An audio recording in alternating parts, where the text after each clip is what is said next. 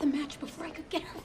Ooh, okay, we need to Freaky Friday this. You need to find a cursed object, switch bodies with Jonah, have a whirlwind romance with her, but then learn an important life lesson, switch bodies back. This was helpful, thank you. You're welcome. Oh no. She sent him a wink. What does that mean? Is she like flirting? Is that like a flirty wink? Maybe she's winking like, I get it, I know what's going on, I know it's you, Amy, it's all cool, I won't tell Jonah. Definitely the second one. I have to squash this before Jonah finds out. Oh, so now you're just gonna straight up catfish her? Cool. Hey, thanks for the wink. Means the world. I think you're a great girl, but I realized I shouldn't be dating right now. The timing's just not right. There, that should fix it. Yeah, as long as they never run into each other in the store they both work in. There are like dozens of aisles. Garrett. AKA Garrett. AKA Garrett. Colton, thanks so much for being here, man. Yeah, man. Thanks for having me. Congratulations on a third season of Superstore. You guys are probably about halfway through at this point, or halfway through shooting it. Yeah, we're halfway through shooting the third season, and really excited, super excited for this Halloween episode to air. Yeah. What was your costume there again? Oh, you don't know? No. Oh, I'm Eddie Murphy's character from Coming to America. That's pretty great. Are you a fan of Coming to America? Yeah, I like that movie. So when they came to you and said you get to be Eddie Murphy from Coming to America, I was like, oh, great. But I wanted to know, you know, part of the movie, he plays a prince from Africa in the movie. And when he arrives in America, that's what he's wearing, what I'm wearing. But the whole goal in that movie is to find, like, he wants to find a real woman to love. And so he gets a job at a McDonald's ripoff. And so for a lot of the movie, he's dressed as a McDonald's employee. And that's why I asked, is it McDonald's employee or is it Prince? They were like, Prince, yeah. And I was like, I really got to revisit that movie. I haven't seen it since I was a little kid. oh, it's great. You got to watch that once a year, man. And I'm sure if I watch it now, there's a lot of jokes that I would get. You'll probably get more jokes than you did when you were a kid, for sure. So talk to me about the beginning of Superstore for you. Was this something that you auditioned for, or because you act a lot, but you're also pretty well-known writer as well. Yeah, I do. I did mostly writing for a long time, but I also act. And this was just during pilot season. You audition for a bunch of different shows. I thought this one seemed pretty cool and was excited to get called back, and I was lucky enough to get cast in it. What about it at first seemed sort of cooler than other pilots that maybe you were going out for? You know, it was a really fun ensemble. A lot of pilots you go out to maybe will have like one or two really funny characters, and then the rest of everybody else is not that funny. But this one, every single character was funny. Even the two people who were like having a romance, like they both had like funny bits in it. And then just the idea of being in the store itself, if you watch the show, you see these like weird little interstitials, and all that stuff was in the pilot script as well. That stuff just cracked me up too. Yeah, it's created by a guy that worked on The Office, and one of the things that it has, I think, as you were saying, that The Office has, is that every character is kind of idiosyncratic and weird in their own way, even if they are the straight person on the show. And you just described Justin Spitzer, the guy who created the show. Really? Yeah, idiosyncratic and weird. Is he really? I know, he's a nice guy. He's a nice guy. Yeah, you don't want to burn that bridge. I don't want to start talking about him. You can't fire me. It's season 3. And what is it like playing a disabled person? Is that something that you thought about going into it, a responsibility that you felt, or is it just like this is just part of the character? I mean, there's definitely some responsibility, I think, especially playing a character who uses a wheelchair. And so we talked about that a lot at the beginning of the show. We even had talked about maybe not having Garrett use the wheelchair once I got cast in it, because they had auditioned people who used wheelchairs, and the script had always had that character in a wheelchair, but once I was cast, we were sort of like, well, should we not do it? Should we just have you, not use the wheelchair? But I think after thinking about it, and talking to a lot of people, I felt like it was important to have that character represented. The group of people that we are representing in that show are obviously kind of people who work at, a big box store, and I wanted to show the diversity of that group of people. And the other part about it is that that's like the smallest part about Garrett's personality is the fact it's nothing about who he is, the fact that he uses the wheelchair. He's such a really strong, cool character, and I thought that was a more positive thing to play than taking it out. Yeah, he's kind of the coolest guy on the show, and sort of so. Because it's your character. Just because it's a character. I'm a nerd in real life. Are you really? Sure. What's your sort of nerdiest obsession? I play video games like for about 4 to 6 hours straight. I play a game called Destiny where you have to go on raids. And you have to meet up with 5 other people and 5 other people who are also playing the game. We're also going to play the game. So and like are committing to a 3-hour commitment of game. So and this is a video game? It's a video game, dude. And are these people playing like from their home somewhere else? They're also in their homes, in their boxer shorts, eating their popcorn. Is this like a Leroy Jenkins type of thing? This is a situation much like that old video Leroy Jenkins, and I do that many times when everybody's trying to come up with the plan on how they're going to take out the next boss. I'm just like, let's just give it a shot. Let's wing it. I thought you meant that you scream Leroy Jenkins consistently. I've done that sometimes too. I'd imagine for a video game nerds, for lack of a better word, that gets tiresome, the Leroy Jenkins reference. You know what? It always works. I think once a year, and if you haven't looked the video up, like, please do. It is one of the funniest videos of all time to watch and listen to it. And Leroy Jenkins is funny, but what's also just funny is listen to all the other people who he's with who are like, what are you doing? Oh, man, no, Leroy, all right, they like try to save it. They try to salvage the situation, and they can't. It's just the best. It's the best monkey wrench video I've ever seen.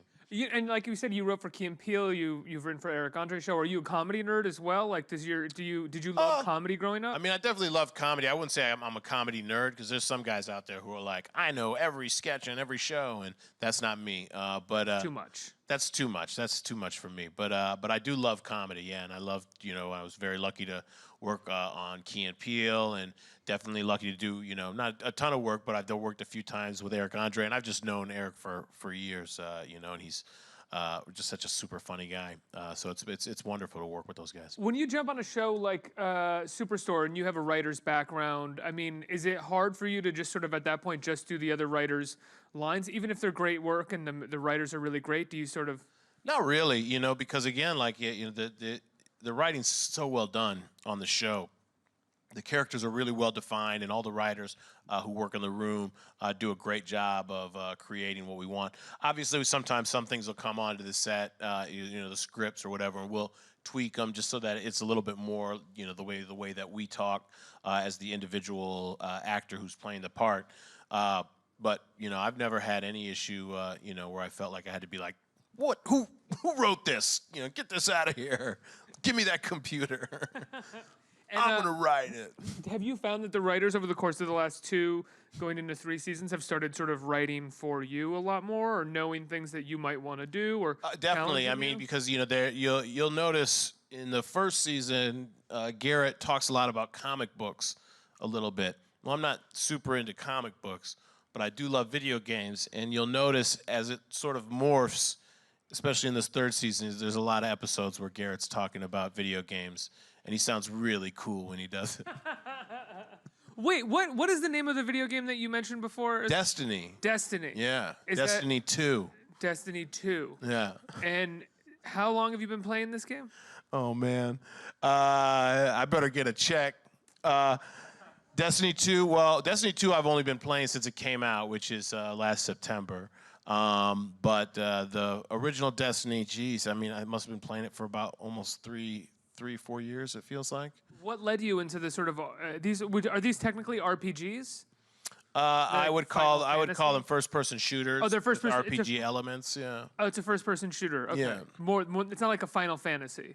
It's more like a Doom meets Final Fantasy. Yeah, that's what I would call it. It's sort of a hybrid.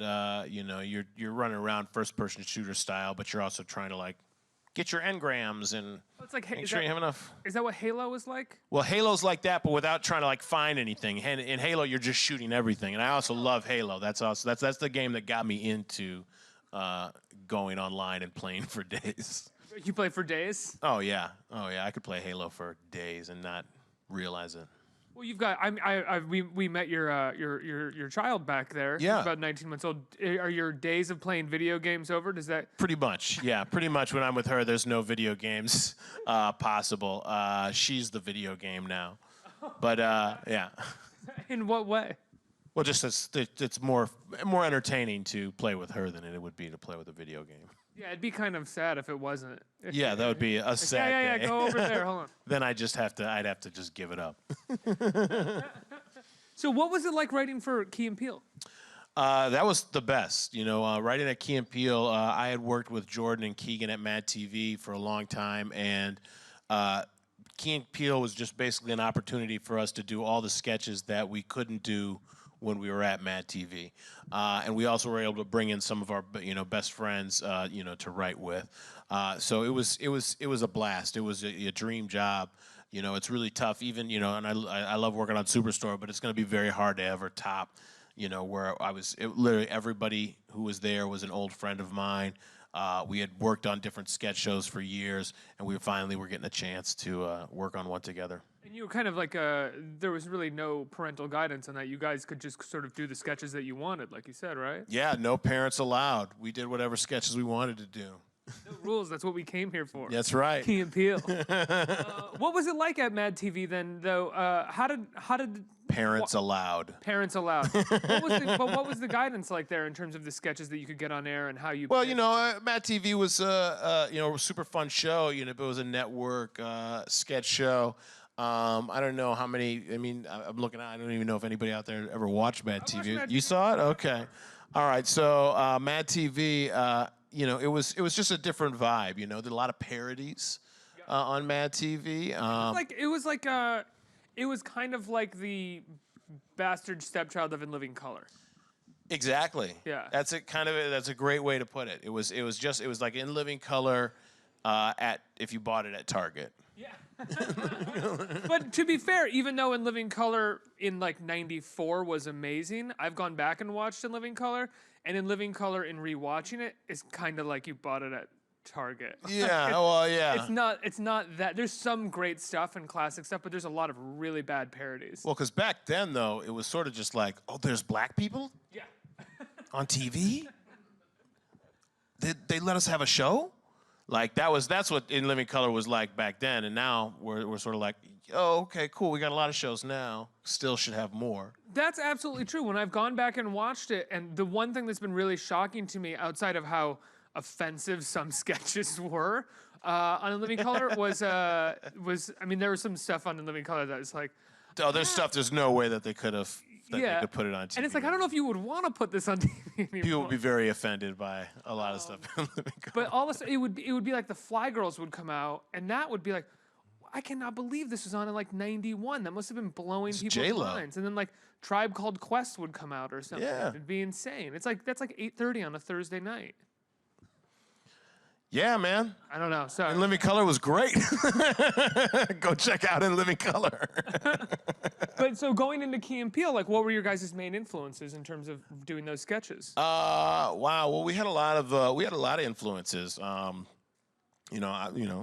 Living Color was a big influence to us. I mean, pretty much every sketch show, from In Living Color to SNL to The Chappelle Show to there's like random BBC sketch shows that we would watch, Monty Python, Kids in the Hall, and Mr. Show. We were kind of all of us sort of were into all these sort of different sketch shows, and so that's what we tried to reflect. We really tried to focus on not getting too much where somebody would be like, oh, that's a Key and Peele sketch, other than the fact that those two guys were in it. It would still have every sketch should have a different style and seem to kind of have almost a different tone. I always loved the two guys that would recap the show afterwards. Yeah. Von Davion and Mike, I think.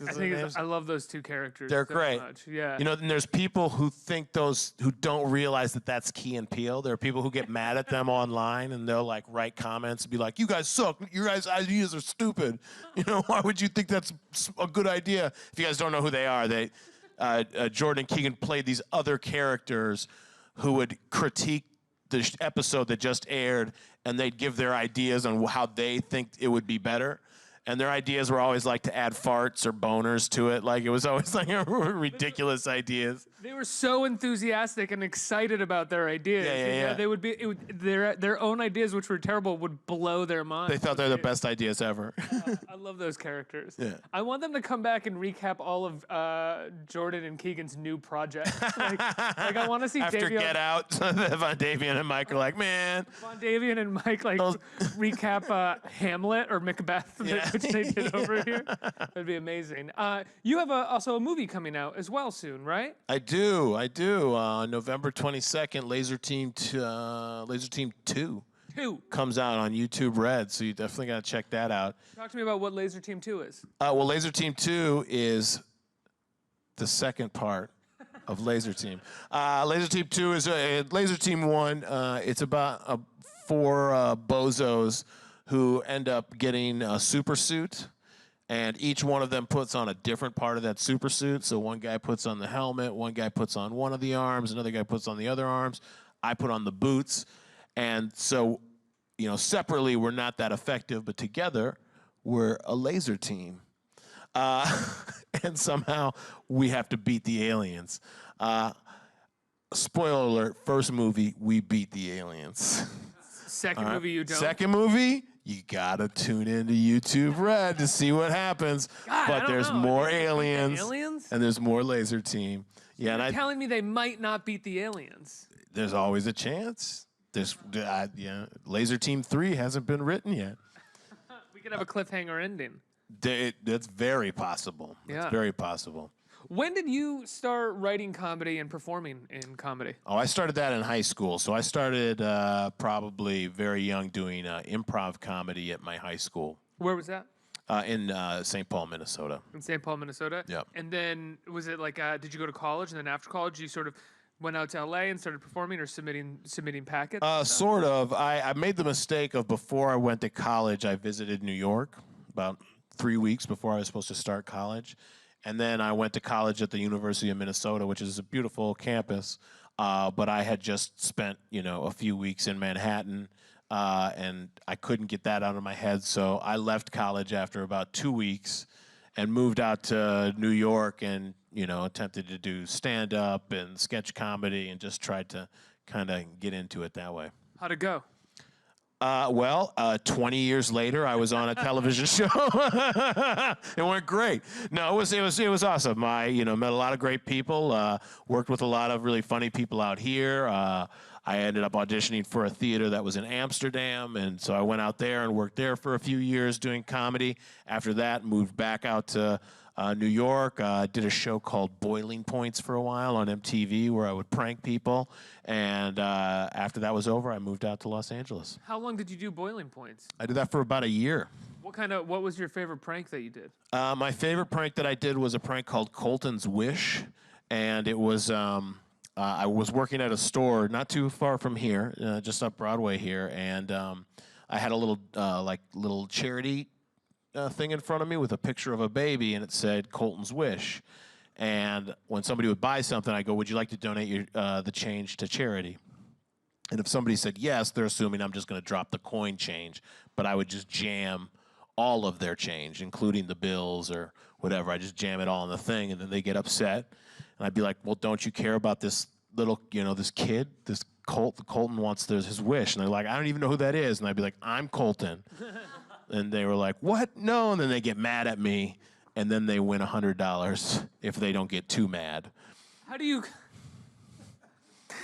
quantify too mad?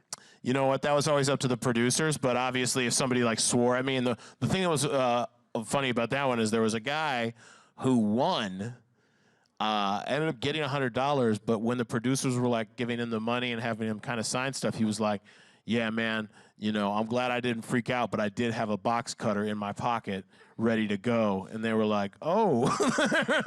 So luckily he did not reach his boiling point. And I'm here. It's amazing.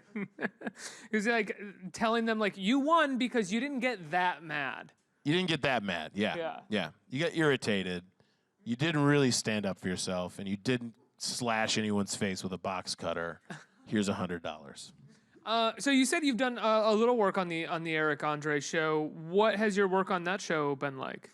Well, you know what? He has a real collaborative process. So basically, working on the Eric Andre show is much like watching his show. It's a little crazy, but that's just sort of been, you kind of come into his office with a bunch of other really funny people, and everybody throws out ideas for a while, and then you eat lunch, and then we take a walk for like 45 minutes through a park and talk about what we see there.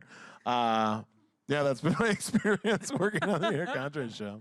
What have you seen any of your ideas or anything that you've pitched to sort of come to life on that show? Seen him? I can't say that I have.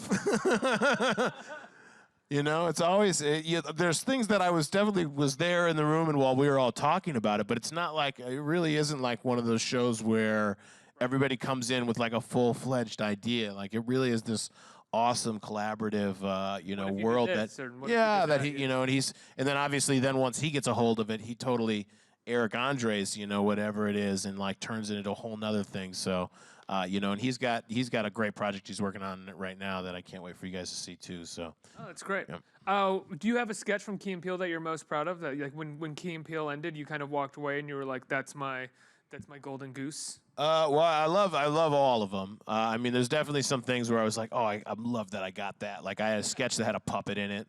Like, that was something I always wanted to do, was a sketch that had a puppet in it. I love the practicality of it. It's not like the big idea. It's like, I wanted a puppet. I just wanted a puppet in a sketch. I thought it'd be so funny. So there's a sketch called Little Homie.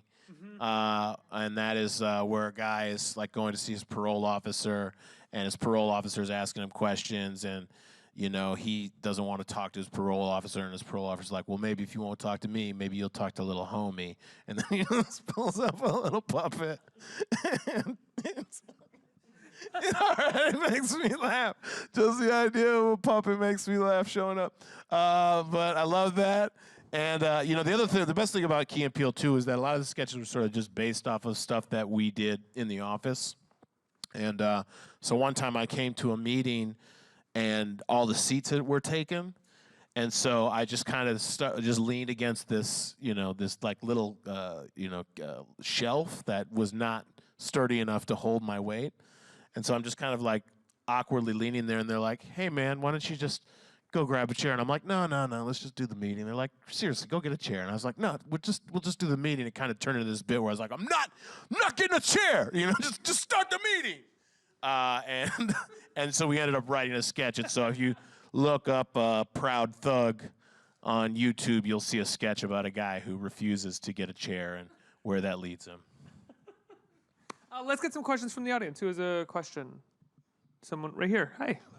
Hi. Your character on the show gets to do a lot of wheelchair-themed humor, basically to make the other characters uncomfortable, just mess with them. Like, being a comic, is that a lot more fun for you, being in this awful PC world right now?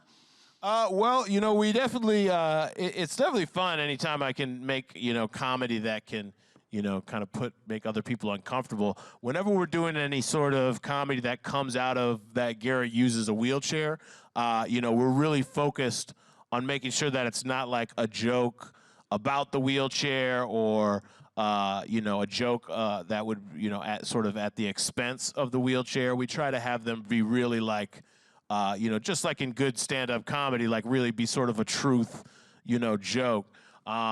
So, I love it. I love when we're able to find that like right joke that can like really like hit a good tone that everybody can laugh at. And so I just really hope that, everybody, people use wheelchairs, people who not, can like watch and enjoy the comedy that Garrett does. One of my favorite, I think, the kind of what you're talking about in terms of a sketch or something that was Key and Peele is one of the most brilliant versions I've ever seen of this, which was the stand-up comedian who's doing crowd work, and Jordan is in the audience. He's like a burn victim, and he wants to be. He wants to get ripped more. Yeah, that's right. It was such a great angle on that. He's like begging for the guy to insult him, and yeah, that's a great sketch. Yeah. Next question. Hi. Here.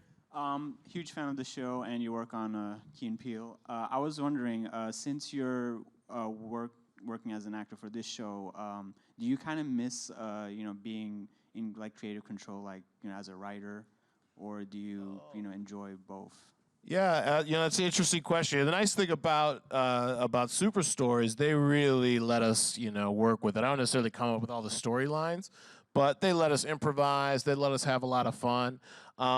You know, as a writer, yeah, obviously you got a lot of creative control, but, you know, even in that process, you have your producers, and then you have the people who are going to perform it. So on either side of the coin, whether you're in the writer's room or whether you're in front of the camera, a lot of times all of these things become very collaborative, and, you know, sort of everybody kind of gets their say.